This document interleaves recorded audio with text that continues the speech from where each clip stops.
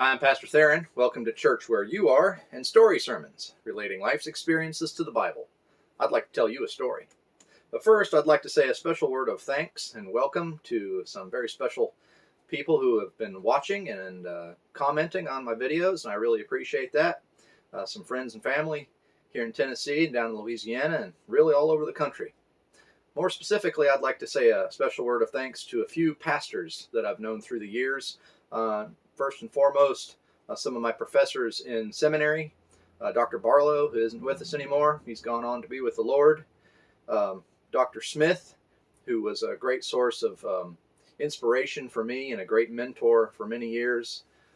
Larry, who is a great pastor and friend and mentor and watches these videos, and I very much appreciate all your generosity through the years. In fact, I'll have a special video just about him and his family and their kindness to me while I was in CPE back in 2005, and also to Merrick, who was not only a mentor and friend but also a church member at my first church in Port Barre. I very much appreciate you guys and keep doing this, mostly because of people like you that inspired me to continue on, that you guys believed in me and helped me even now continue to do what I believe the Lord has called me to do.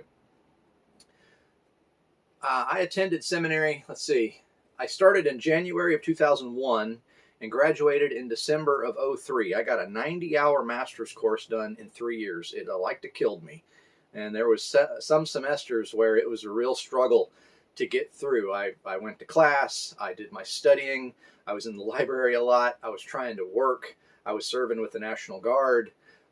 My wife and my young son needed their attention also, and it was just busy all the time.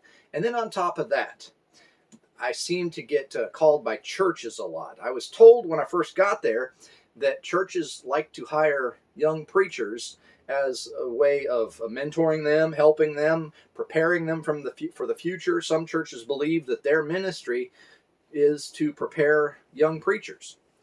That was okay with me. I got called a lot. I got called to supply preach a lot, which is like a substitute filling in for the weekend. I did that long term in some churches.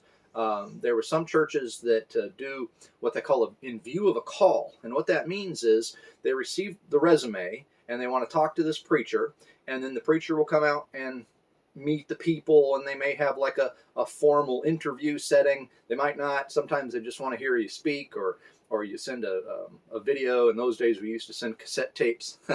But they wanted to hear a person, they wanted to meet them, and in many cases that was me. I got called in view of a call to quite a number of churches, and that's another story for another day. The way I got the phone call was often rather comical, and some of the churches that I interviewed with were not always really accommodating. In fact, there was one in particular that I remember. When I started the seminary, we moved to the seminary campus. We took everything we had. We lived there. We lived on campus in one of what's called the Estates apartments. We lived in the Arkansas building and upstairs. And we had one car and a few possessions, and that was it. It was a little green Suzuki Swift. Looks kind of like a Geo Metro back in those days. My wife was coming back from the library late one night and tried to merge into the left lane to turn. There was some construction up ahead, and as she was getting over into the left lane, she got sideswiped and just smashed the car up, broke the window, glass got in her hair. She wasn't seriously hurt, but it was scary, and she was hurt some, not badly. But the situation was bad. We lost our car. The frame was bent, so it got totaled. We didn't have a vehicle to drive, and last week's message was about how one of my other seminary professors, Dr. Ortiz, let me use his truck. If you haven't watched that one, check it out, and this will make a whole lot more sense. But we called around. I called a car lot down the road from the seminary, a place called Courtesy Hyundai, and they had the perfect car.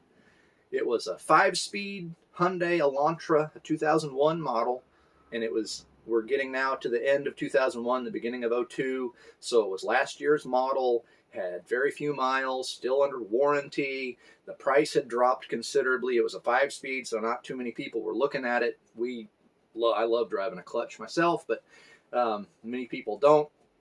It was the perfect car. I still believe that. So we drove it off the showroom floor. They slid the door open, the big windows open, and we drove that car home. And that's the car we had. We wanted a new car because we were driving back and forth from New Orleans to Lake Charles.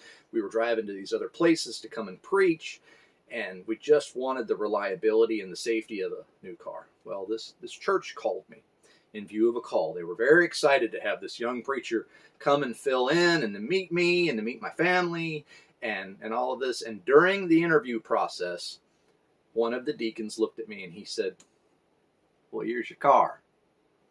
I said, "Oh yeah, it's great. It's a 2001. It's a Hyundai Elantra. Got a great deal on it." He said, "So it's new?" I said, "Well, it's about a year old or whatever." He said, "Yeah, we don't believe that our preacher should be driving a new car." I said, "What?" I looked at him and I said, "It's a Hyundai." He said, "Well, it's new, and we don't think that our preacher should convey that image of." I said, "It's a Hyundai. It's a base model Hyundai. It was a simple car. There wasn't anything expensive about it.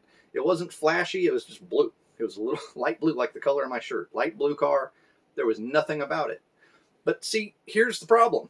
There is a mentality within certain churches that the preacher should be kept humble and poor. In fact, that is a mantra of some churches, and they say out loud, God will keep them humble, we'll keep them poor. And there are arguments of whether a preacher should be paid by the church or not, or whether the preacher should work outside of the church or not. Paul, we learn in the New Testament, was a tent maker, and he would go into cities, and he would support himself in many cases by making tents during the week, and then he would work on the weekends doing ministry and preaching and those types of things. Some churches believe that's the way the pastor ought to do things. Other people and churches believe that the pastor ought to receive their salary from the church, from the tithes of the church. And I think that Acts chapter 6 is in line with that thinking. So Acts chapter 6, beginning in verse 1, this is right after Jesus' ascension. Judas is gone. They have brought in a new apostle, and now they're looking there. The church is growing and expanding. They're doing ministry, and people are in need and even complaining. Here it says in chapter 6 and verse 1, "In those days, when the number of disciples was increasing, the Grecian Jews among them complained against the Hebraic Jews because their widows were being overlooked in the daily distribution of food. So the 12, that would be the 12 apostles, minus Judas, add in Matthias, the 12 gathered all the disciples together and said, 'It would not be right for us to neglect the ministry of the word of God in order to wait on tables. Brothers, choose 7 men from among you who are known to be full of the Spirit and wisdom. We will turn this responsibility over to them, and we will give our attention to prayer and to the ministry of the word.'" And this is where the idea of deacons comes in, that the 7 are going to be the ones to wait the tables, which that's the word that's actually used there is diakonos, the servants. They're the ones who are going to wait the tables while the 12 apostles are going to focus on the word and on prayer and on ministry through the word. But everybody's going to get their share. Everybody's going to eat. Everybody's going to have money to pay their bills. And it's absolutely necessary.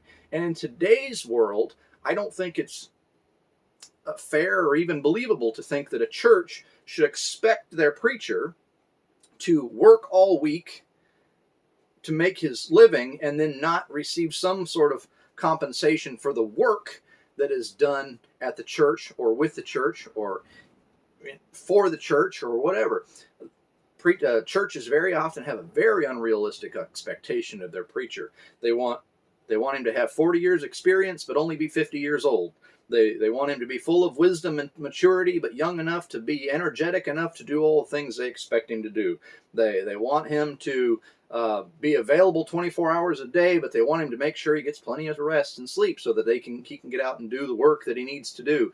He needs to be able to visit, and he needs to be able to minister, and he needs to go to the hospital, and he needs to be at the bedside when you're sick, but not too much, but not too little. It's really this convoluted mess. When I think that as churches begin to open up, especially as this COVID is ending and the world is beginning to relax a little bit, and churches and public gathering places are beginning to open, some of your churches are going to be needing a pastor. And some of those churches have very strange ideas on what they think their pastor should be about and doing, and whether they pay them or not. My argument is a pastor, if he's expected to work for the church, should also be able to receive a living wage. Shouldn't be anything extravagant, doesn't need to be flashy, certainly doesn't need to be driving a high-end car and wearing luxury suits, in my way of thinking, but at the same time, he should match that of the congregation. What is the majority of the congregation driving, wearing, living, eating? The pastor's pay ought to reflect somewhere around the middle of that, as far as I'm concerned. If you need help with these kind of things, if I can be of any assistance to you in being some sort of a consultant or whatever, send me a message on Facebook Messenger. I'll be happy to talk to your church. If you're close enough, I can come visit you. We can talk on the phone or whatever might need to be done. If you need help with these things for your church, let me know. I have had some multiple experiences with many, many churches that I've thought through and experienced. Strange things from very good to very bad have happened to me, and that's part of what these videos are about, is to share those experiences so that you can learn from them, laugh with me about them, and experience them through me. I appreciate you watching. I hope this blesses you, and thanks for all the support.